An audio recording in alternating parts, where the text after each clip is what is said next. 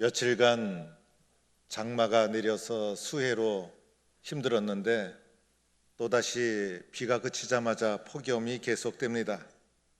8월 말 지나면서 폭염이 계속되니 얼마나 힘든지 오늘도 보통 날씨가 아닙니다.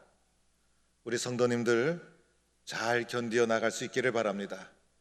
조급하거나 서두르지 마시고 어렵고 힘들어도 코로나라는 상황 또 수해와 무더위 속에서도 시간이 걸린다, 또 인내와의 싸움이다 라고 생각하시면서 믿음으로 잘 이겨나갈 수 있기를 바랍니다. 사람의 성장 과정이 얼마나 중요한지 모릅니다. 사람의 성격 형성에 유전자적인 원인도 있지만은 후천적인 성장 환경에서의 영향이 더 크게 작용합니다. 그래서 같은 부모 밑에서 쌍둥이로 태어났다 할지라도 성장 환경이 다르면 전혀 다른 성격을 가지게 됩니다. 성장하면서 상처 없이 살아가고 성장하는 사람 한 사람도 없습니다. 유달리 예민하거나 공격적인 사람들 보면 저분은 상처가 많아서 그래, 성장 과정에서 받은 상처가 그 사람의 성격을 형성하는데 많은 영향을 끼치게 되는 것이죠. 성경의 인물 중에 가장 많은 상처받은 사람 한 사람을 들라면 요셉이라 할 수가 있어요. 요셉은 아버지 야곱의 특별한 사랑 속에 성장을 합니다.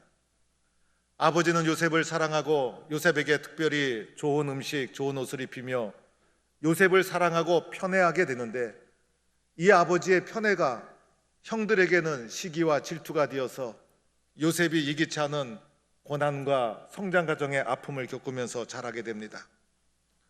성경에 보면 권력에 대한 이야기가 종종 나오죠.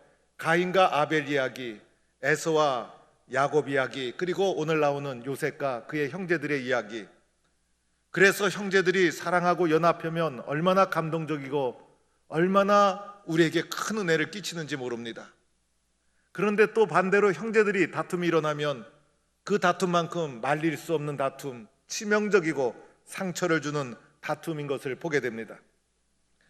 어느 날 아버지의 심부름으로 형들에게 찾아간 요셉이 이제 형들이 요셉을 보자마자 시기심과 질투심을 억제하지 못하고 요셉을 죽이기로 작정을 합니다. 깊은 구덩이를 파고 옷을 벗기고 그리고 요셉을 구덩이에 쳐 박아 놓습니다. 실제로 형들이 그를 죽이려고 했던 것이죠. 요셉의 입장에서는 얼마나 어린 나이에 큰 충격을 받았을까. 맏형의 중재로 가까스로 목숨을 건졌지만은 지나가는 상인에게 종으로 졸지에 팔려가게 됩니다. 형제들은 요셉의 옷을 주워다가 짐승에 피를 묻혀서 아버지에게는 짐승에 찢겨 죽었습니다. 거짓말을 해서. 이제 요셉은 이 세상에서 죽은 자, 없는 자가 되고 맙니다. 어린 나이에 낯선 애굽 땅의 종으로 팔려가게 되어서 이제 집으로 돌아갈 수도 없고, 그리고 사랑하는 아버지 볼 수도 없고, 얼마나 아픔과 충격, 외로움과 눈물, 상처와 배신, 이런 가운데 요셉이 신음하며 어린 나이에 아픔을 겪게 되었던 것이죠. 낯선 애굽 땅에서 보디발의 종으로, 집의 종으로 팔려가는데 그곳에서 요셉의 특유의 성실함과 충성스러운 마음으로 잘 종의 노릇을 감당해서 인정받아 가정 총무가 됩니다. 어느 정도 살 수 있겠다 싶었던 그때에 보디발 아내의 유혹으로 수치스러운 제목을 뒤집어 쓰고 깊은 감옥에 갇히게 됩니다. 절망에 떨어지고 만 것이었어요. 요셉은 젊은 나이에 이미 많은 아픔을 겪게 되고 젊은 나이에 이미 누구도 겪지 못하는 파란만장한 삶을 살게 됩니다. 얼마나 억울했을까? 인생이 왜 이렇게 꼬이는 걸까? 앞이 보이지 않고 희망이 보이지 않았습니다. 그래서 이런 환경은 요셉으로 하여금 누구보다도 공격적인 성격 형성, 의심 많은 성격 형상으로 그의 성격이 형성될 수 있었던 그런 환경 속에서 요셉이 성장했다는 것입니다. 그러나 낙심하지 않고 하나님을 의지하며 어려움을 잘 이겨나갔고 하나님 또한 요셉과 함께 하셨어요. 마침내 감옥 속에서 바로의 꿈을 해석해서 애굽 왕 바로에게 발탁이 되어서 7년 흉년을 대비하는 지혜로운 총리로, 옥중에서 일국의 총리로 요셉의 인생이 드라마와 같이 바뀌게 됩니다. 요셉의 인생은 마치 우리나라의 근대사와도 비슷해요. 일제시대 6.25 전쟁, 그리고 산업화와 민주화 시대를 거쳐 75년 동안, 강복 75년 동안 고난과 격동의 삶을 살아온 우리나라의 현대사와도 비슷하다라는 생각을 하게 됩니다. 오늘 창세기 45장 요셉 이야기의 마지막 대미를 장식하는 부분입니다.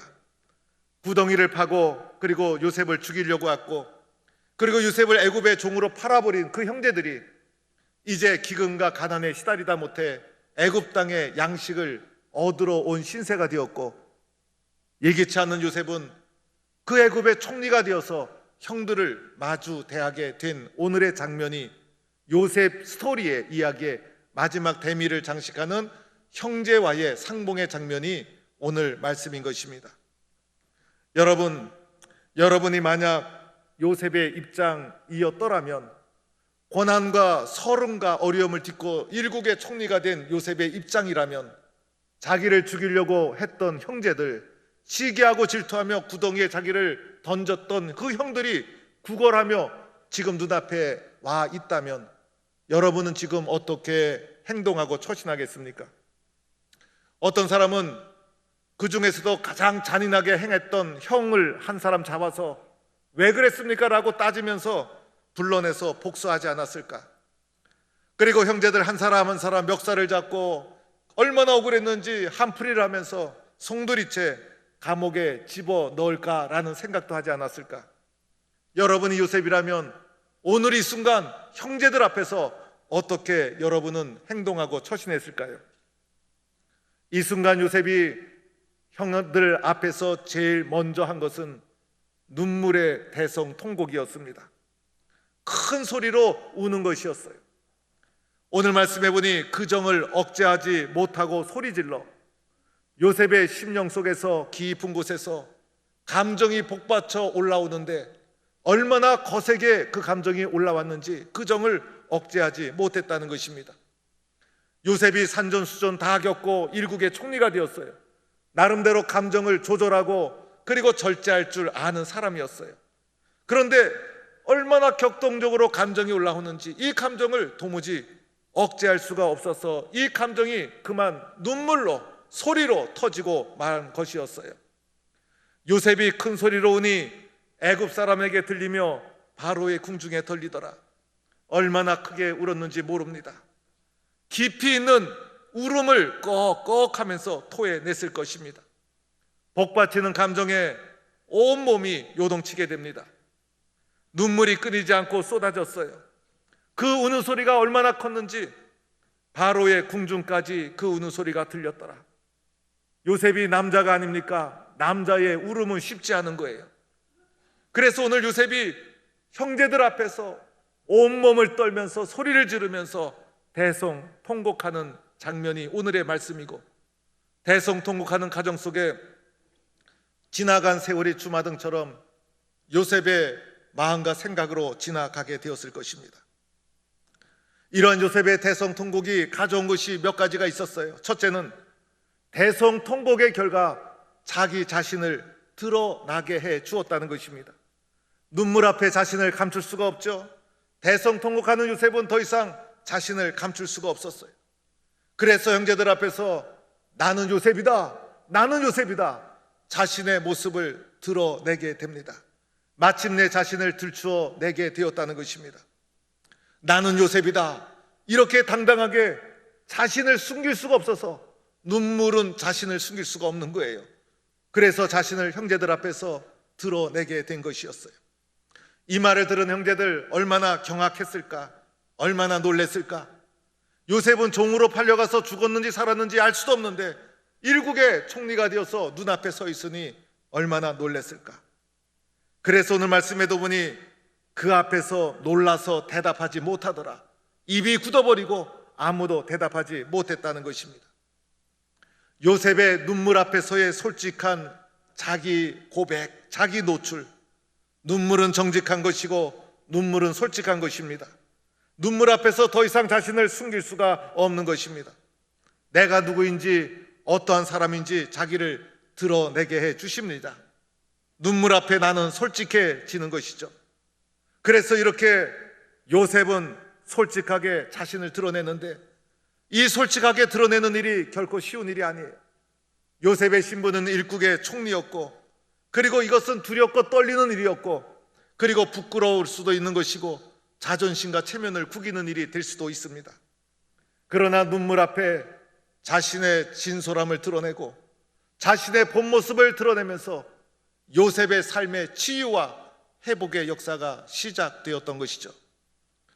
두 번째로 대성통곡이 가져온 결과가 있었어요. 용서라는 것이었어요. 요셉이 나는 요셉이다 라고 자기를 드러내는 선언 앞에 형들이 얼마나 놀랬을까? 요셉이 애굽의 총리로 눈앞에 서 있으니 얼마나 충격적이었을까? 형들이 다 두려웠어요. 오늘 말씀에도 보면 형들이 두려워서 입이 닫히고 말을 하지 못했어요. 요셉은 형들에게 또한 이렇게 말합니다. 나는 당신들의 아우 요셉이니 당신들이 애굽의 판자라. 형들이 나를 애굽에 팔았다는 과거의 상처를 생생하게 기억하고 있었다는 것입니다. 어릴 적 받은 감정의 상처, 이것을 쉽게 잊을 사람이 어디 있겠어요? 이 말을 듣는 순간 형들은 우리들이 구덩이를 파고 죽이려고 했고 애굽에 판 것을 다 기억하고 있구나. 우리들은 이제 죽었구나. 우리들은 이제 끝났구나. 형들이 요셉의 고백 앞에 두렵고 떨었을 것입니다. 그런데 놀라운 일이 일어납니다. 요셉의 눈물이 형들을 용서하게 만들어 주었던 것입니다. 상처 속에 신음하는 사람이 아니라 상처를 눈물이 용서로 바꾸어 놓았던 것이죠. 요셉이 형들에게 이렇게 말합니다. 내게로 가까이 오소서. 사랑으로 형제들을 가까이 초청합니다. 눈물이 쏟아질 때 이미 상처도 다 씻어 내려간 것이고 그의 속에 있었던 상처와 아픔은 다 씻어 내려가고 용서와 화해의 마음으로 요셉의 마음이 변화가 되었던 것입니다. 이렇게 요셉의 쏟아지는 눈물은 용서를 가져오게 된 것이었습니다. 세 번째로는 요셉의 눈물은 이해하게 만들어 주었어요. 우리의 인생을 돌이켜보면 이해할 수 없는 일이 얼마나 많습니까? 왜 나에게 그런 일이 일어날까? 왜 나만 불행하게 살까? 왜 이렇게 나에게는 계속되는 불행이 찾아오는 것일까? 요셉의 삶도 마찬가지였어요. 이해되지 않았어요. 왜 요셉이 죄 없음에도 불구하고 이런 고난을 받아야 되는지 도무지 자신의 삶을 돌이켜보면 이해되지가 않았어요. 그러나 형제들 앞에서 대성통곡하는 눈물 앞에서 돌이켜보니 자신의 삶이 이해가 되었어요. 당신들이 나를 이곳에 팔았다고 근심하지 마소서, 한탄하지 마소서. 하나님이 생명을 구원하시려고 나를 당신들보다 먼저 이곳에 보내셨나이다. 이렇게 자신의 삶이 이해가 되었던 것입니다. 눈물 없이는 이해될 수 없는 것이었어요. 그러나 쏟아지는 눈물이 사람을 이해하게 하였고 사건을 이해하게 만들었고 지나간 나의 인생을 돌이켜보니 이해하도록 만들어 주었던 것입니다. 내 삶이 왜 이렇게 고난이 계속되었던 것일까? 내 삶이 왜 이렇게 힘들고 어려운 삶이 계속되었던 것일까? 하나님이 나를 구원해 주시려고, 하나님이 내 생명을 보존해 주시려고 나를 먼저 보냈구나. 이해가 되고 납득이 되었던 것입니다. 이 모든 것 눈물이 가져온 결과였다는 것입니다. 네 번째로는 요셉의 고백 속에 이런 고백이 나오죠. 큰 구원이라는 단어가 사용됩니다. 큰 구원을 깨닫게 되었다는 것입니다. 그래서 요셉이 이렇게 고백합니다. 하나님이 큰 구원으로 당신들의 생명을 보존하고 당신들의 후손을 세상에 두시려고 나를 당신들보다 먼저 보내셨나이다. 그래서 요셉의 고백을 보면 하나님이라는 단어가 계속 나와요. 그리고 7절에 가서는 결정적으로 큰 구원이라는 용어가 사용됩니다. 사람의 지식으로, 사람의 지혜로 알 수 없는 하나님의 큰 구원, 사람의 능력으로 깨달을 수 없었던 나를 향한 하나님의 큰 구원, 그 큰 구원을 이제야 비로소 눈물의 통곡 속에 발견하고 깨닫게 된 것입니다. 나를 이리로 보낸 자는 당신들이 아니요 하나님이시라. 형들이 나를 죽이려고 하지 않았습니까? 형들이 나를 애굽에 팔지 않았습니까? 그런데 요셉은 형들이 나를 팔았다고 생각하지 않았어요. 형들은 하나님이 사용하신 도구고 이곳에 나를 보낸 분은 하나님이시다. 하나님이 나를 보낸 것이다. 하나님의 큰 구원, 하나님의 은혜, 하나님의 사랑 인정하고 고백하고 그리고 그 하나님의 사랑을 붙잡는 요셉의 모습입니다. 사건을 바라볼 때 내 생각, 내 중심으로 본 것이 아니에요. 하나님의 관점에서 은혜를 고백하며 큰 구원을 고백하는 통곡의 눈물의 결과가 가져온 이런 하나님의 은혜를 고백하는 요셉의 모습을 보게 됩니다. 오늘 요셉의 눈물의 대성통곡이 가져온 것이 있었죠. 자기를 솔직하게 인정하고 드러내게 해주셨어요. 또한 눈물의 대성통곡은 용서를 가져왔어요. 이해하게 만들어 주었어요. 하나님의 큰 구원을 깨닫게 해주었어요. 이 모든 것이 요셉의 운명을 바꿉니다. 요셉의 인생을 뒤바꿔 놓게 됩니다. 요셉은 어떠한 사람이었습니까? 상식적으로 보면 평생을 신음하며 살 수밖에 없었던 성장 과정의 아픔을 가지고 있었어요. 복수심에 불타서 원한을 풀지 못해서 신음하며 살 수밖에 없었어요. 다른 사람들을 의심하고 공격하고 그리고 배타적인 생각을 가지고 살 수밖에 없었어요. 일국의 총리가 되었어도 세상적으로 성공했어도 그런 아픔과 상처로부터 벗어나지 못하면 이 사람의 인생은 결국은 후회와 낙심으로 끝나는 실패한 인생이 될 수밖에 없어요. 그러나 형들 앞에서 하나님 앞에서 쏟아지는 눈물의 대성통곡이 그가 받았던 상처로부터 벗어나게 만들어 주었던 것입니다. 이 세상에서 상처 속에 신음하는 사람이 아니라 하나님의 큰 구원의 계획에 붙잡힌 사람으로 하나님이 그를 이끌어 주셨던 것입니다. 요셉의 눈물이 요셉의 삶을 극적으로 전환시켜 준 것이에요. 죄와 사망의 종로를 타며 소망 없이 살던 우리들을 십자가의 은혜로 하나님의 자녀로 삼아주신 극적인 전환처럼 요셉의 삶이 눈물의 통곡 속에 주어졌던 것입니다. 이 대성통곡이 배신과 상처 속에 살아가던 요셉을 화해와 용서와 이해와 사랑, 하나님의 큰 구원의 세상으로 그를 이끌어 주었던 것입니다. 이 모든 것 눈물이 가져온 결과라는 것입니다. 참으로 놀라운 일입니다. 눈물이라는 것을 사전에서는 이렇게 설명합니다. 눈알 위쪽에 있는 누선에서 나와 눈알을 적시거나 흘러나오는 투명한 액체 상태의 물질이라 설명합니다. 그래서 이 눈물이 눈을 보호해 주기도 하고 세척해 주기도 하고 향균 작용도 있고 그리고 영양을 공급해 주기도 한다는 것입니다. 물질적으로 눈물을 여러 가지 설명할 수 있을 거예요. 그러나 물질적으로 설명할 수 없는 놀라운 사건이 눈물 속에 담겨 있다는 것입니다. 내가 과거의 세상의 상처와 아픔 속에 신음하며 살아갈 것인가? 하나님의 용서와 사랑 속에 큰 구원을 깨닫고 살아갈 것인가? 눈물의 대성 통곡 속에 담겨져 있다는 것입니다. 사랑하는 성도 여러분, 오늘 우리의 문제가 무엇일까? 오늘 우리의 삶의 문제가 무엇일까? 눈물이 말라버렸다는 것입니다. 울어야 할 때 울질 않습니다. 큰 소리로 토해내는 눈물의 기도가 사라지고 말았어요. 우리는 울어야 합니다. 눈물이 우리 속에서 쏟아져야 합니다. 눈물의 기도가 마르지 않아야 합니다. 우리는 큰 소리로 울어야 합니다. 눈물의 기도를 다시 살려야 하는 것이에요. 한나의 눈물의 기도가 사무엘을 만든 것이고 모나카의 눈물 기도가 어거스틴을 만든 것이고 성도의 눈물 기도가 교회를 부흥시킨 것이고 어머니의 눈물 기도가 자녀들을 만들어낸 것이었어요. 인생을 살면서 무거운 짐 지고 있지 않은 사람이 어디 있겠어요? 상처와 아픔 없는 사람이 어디 있겠어요? 억울한 일 없는 사람이 어디 있겠어요? 섭섭한 일 없는 사람이 어디에 있겠어요? 살다 보면 세상의 모든 것을 우리들은 겪으며 살아갑니다. 그런데 가장 중요한 우리가 해야 될 것이 무엇일까? 하나님 앞에서의 눈물의 기도를 회복해야 합니다. 하나님 앞에서 눈물로, 기도로 주님 앞에 엎드리는 것이었습니다. 이 눈물의 기도가 여러분의 인생을 바꾸게 될 것입니다. 눈물의 기도를 통해서 나를 살리고 교회를 살리고 민족을 살리는 성도가 될 수 있기를 축원합니다.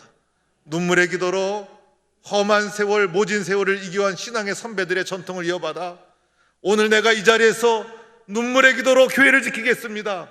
눈물의 기도로 하나님 나라를 이루어가겠습니다. 결단하는 동부의 성도가 되기를 주의 이름으로 간절히 축원합니다.